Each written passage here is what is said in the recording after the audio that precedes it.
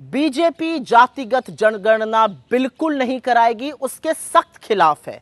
और ये मेरा कहना नहीं है, ये बीजेपी की सांसद, चुनी हुई सांसद कंगना रनौत जी ने कहा है। उनसे दो टूक सवाल पूछा गया था कि क्या जातिगत जनगणना होनी चाहिए, उन्होंने कहा बिल्कुल नहीं। पहले सुन लीजिए उनसे क्या पूछा गया और उन्होंने क्या कहा। जातिगत जनगणना होनी चाहिए? बिल्कुल भी नहीं। नहीं। तो देखा आपने कैसे बीजेपी की सांसद ने बीजेपी का इस मुद्दे पर स्टैंड क्लियर कर दिया है। अभी तक बीजेपी बचने की कोशिश करती थी, आनाकानी करती थी, इधर उधर इनको उनको दोषारोपण करती थी। अब पूरी तरह से साफ है कि जातिगत जनगणना बीजेपी नहीं कराना चाहती है। उनका मानना है कि बिल्कुल नहीं होनी चाहिए, क्योंकि ये बयान जो है ये किसी ऐरे गहरे नत्थु खेरे का नहीं है। ये बयान बीजेपी की एक चुनी हुई सांसद का है, और उस सांसद का है जिन्होंने अभी 24 घंटे से भी कम में बीजेपी के अध्यक्ष से मुलाकात की। आपको याद होगा कि इन्होंने किसानों को बलात्कारी और हत्यारा कह दिया था।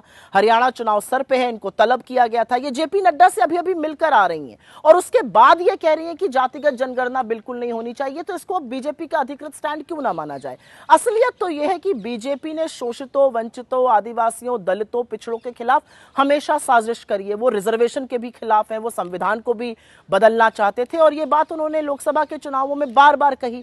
अब सवाल यह है, और पहला सवाल है, कि क्या जातिगत जनगणना की मुखालिफत बीजेपी का अधिकृत स्टैंड है? क्या बीजेपी उसके खिलाफ है? क्योंकि आपकी सांसद कह रही है बिल्कुल नहीं होनी चाहिए। दूसरा सवाल, आप कब तक दलितों का, आदिवासियों का, पिछड़ों का हक मारते रहिएगा?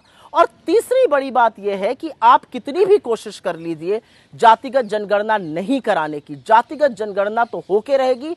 आप नहीं कराइएगा, कोई बात नहीं, अगला प्रधानमंत्री कराएगा।